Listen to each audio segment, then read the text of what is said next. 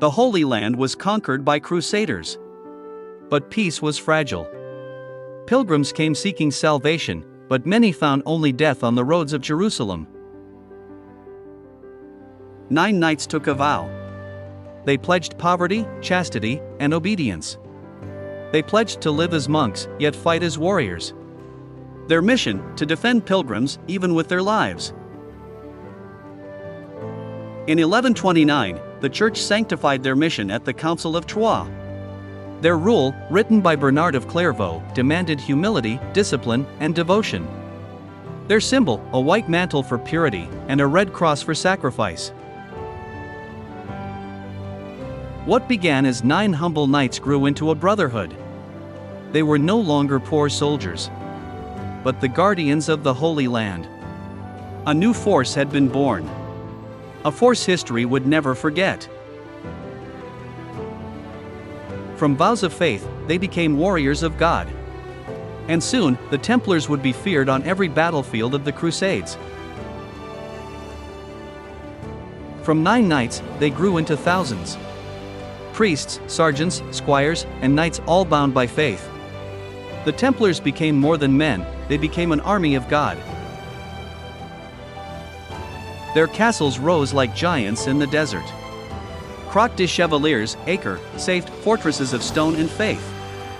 They were not only military outposts, but cities, homes, and strongholds that defied centuries. For the Templar, battle was prayer. Their code demanded courage, discipline, and obedience. A Templar could not retreat unless outnumbered 3 to 1. Fear was forbidden. Death was a path to glory. In 1177, at Montcassard, the Templars led a Christian army of just a few thousand against Saladin's vast host.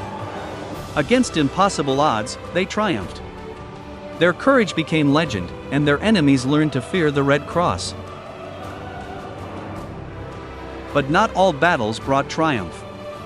At Hattin, in 1187, the Crusader armies were crushed. The Templars, refusing surrender, fell to the last man. For them, death was not defeat. It was martyrdom. In victory and in death, their reputation only grew. To their followers, they were warriors of God. To their enemies, they were a terror in white mantles. The Knights Templar had become the spearhead of Christendom. But swords were not their only weapon. In time, the Knights Templar would master another power. One even kings could not ignore: money. The Knights Templar were warriors, but they were also monks bound by poverty. They owned no riches for themselves. Yet, as their power grew, so too did their wealth. And soon, they would create a system unlike anything the world had ever seen. A pilgrim could deposit money in Paris and withdraw it in Jerusalem. Templar letters of credit protected travelers from bandits and thieves. In time, kings and nobles entrusted their fortunes to the temple. Beneath their castles lay hidden vaults.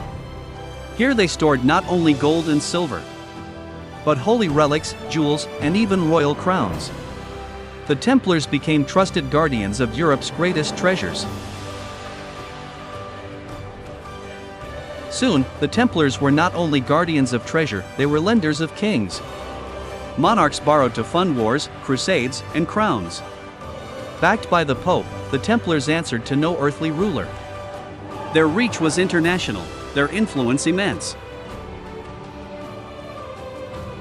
By the 13th century, the Knights Templar commanded a network across Europe and the Holy Land. They controlled ports, castles, farms, and estates, creating the world's first truly international organization. But power breeds envy, and wealth breeds enemies. Soon, the guardians of Christendom's fortune would face whispers of greed, heresy, and corruption.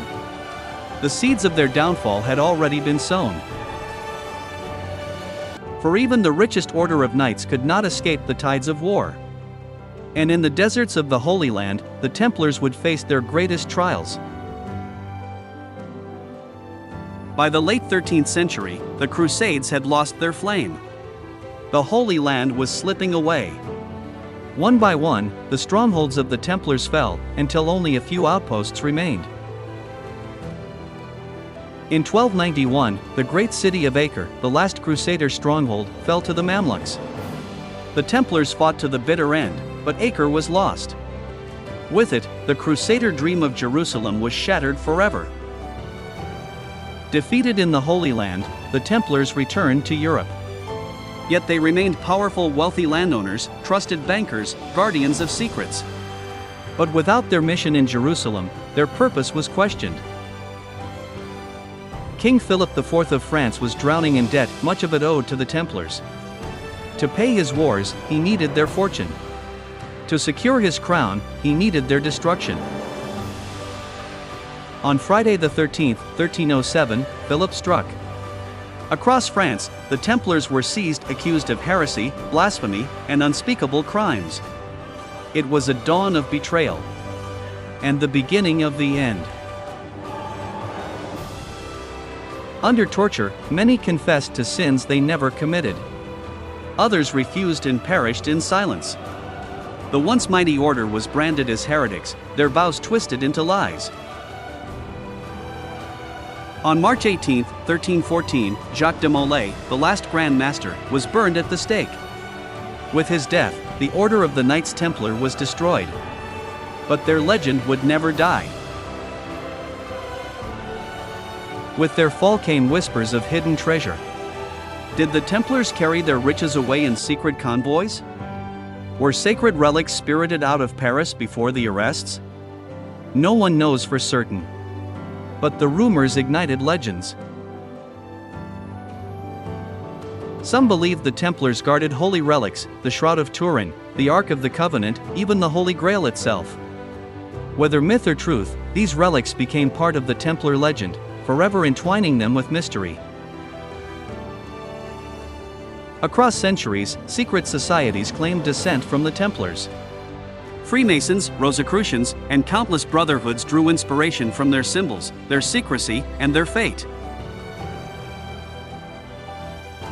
Before the flames consumed him, Jacques de Molay is said to have cursed King Philip and Pope Clement. Within a year, both were dead. Some call it coincidence. Others, divine justice. Today, the Knights Templar live on in ruins of stone, in books and films, in legends that refuse to die. Historians search for truth, while storytellers shape their myth. The Templars remain both saints and sinners, heroes and heretics. The order of the Knights Templar rose from faith, fought for God, fell to envy, and became legend. Their story is one of devotion, power, betrayal, and mystery.